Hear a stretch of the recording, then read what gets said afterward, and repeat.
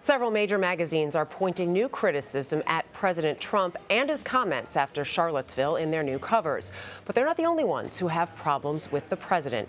Katie Glick is a senior political correspondent for McClatchy, and she joins us now. Katie, you talked with dozens of GOP operatives, activists for a piece that came out on Wednesday. This was the headline: Republicans deeply anxious that Trump is ruining the GOP brand. I'm sure you've heard even more since then. Give us some sense of the feeling right now. Sure. Well, great to be with you. There is a lot of frustration among Republicans who feel that they have spent years trying to broaden the base. They have gone into diverse communities, tried to make the Republican brand something that would appeal more broadly. Right. This is an effort, of course, as you know, that started really intensely after the 2012 election, when Republicans, that was the problem. Exactly. There wasn't a broad enough base. Exactly. And they made significant efforts to engage in the Latino community and young people and African Americans. And a lot of Republicans this week feel that the president's remarks about Charlottesville have undermined all of those efforts. And did it get more intense then after he sort of doubled down on those remarks? Oh, absolutely, absolutely. So there was frustration for sure that he did not come out on Saturday with words that many felt were strong enough in the first place. But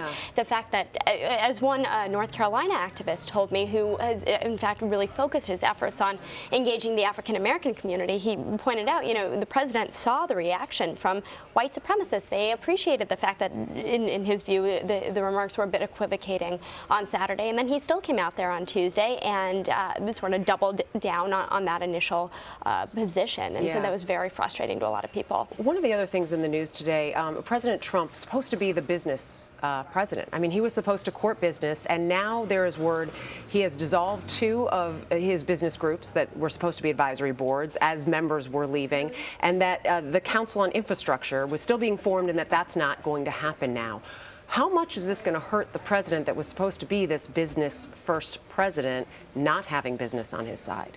Well, these developments underscore how much he is already hurting, because, of course, these developments come after a number of businesses have already made the decision to leave some of his advisory councils in the wake of the way that he handled the Charlottesville moment. And so it certainly helps explain why folks in the business community are maybe raising more reservations about him now. And so it looks like he's maybe trying to head off a problem again.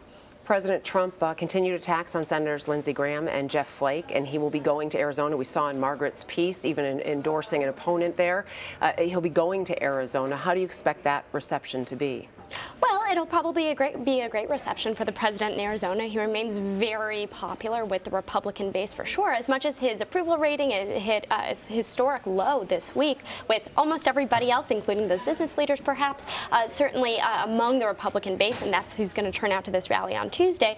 He remains very popular, but of course very interesting dynamics here, because Jeff Flake, the Republican senator up for re-election in 2018, he's been quite a Trump critic, and Trump is returning that favor. And McCain as well, especially with health care right now. So it's, I guess, the representatives, at least, of the state and senators right now, not exactly on the president's side. Absolutely, and that is going to be a very important dynamic to watch as we move into the 2018 elections. Does the president, in fact, endorse a primary challenger to Jeff Flake, as he perhaps teased a little bit on Twitter today, which would be highly unusual and speaks to the rift within the Republican Party over this president right now? It always comes to Twitter now at this point, but after the terror attack, the president did go on Twitter in condemning that terrorist attack. Are we going to see a renewed push on the travel ban from the president in regards to this right now?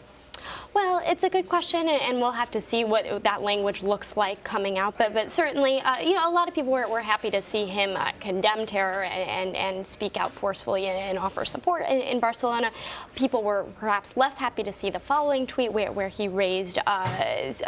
appeared to raise something about General Pershing. Right, that the debunked story. Exactly, been widely debunked. So a lot of questions about sort of where the language is going on that front. Are there any other steps on immigration right now that we expect to see? And we know there was a bill introduced in regards to immigration. Any other steps that the president might use an incident like this to his advantage in raising? Well, certainly in the past we've seen the president point to terrorism and point to attacks here and around the world as fodder to help explain why he has pushed for such a hard line when it comes to immigration, when it comes to refugees, and certainly this could reignite that argument. Katie Glick, thank you. We appreciate the time. Great to be with you.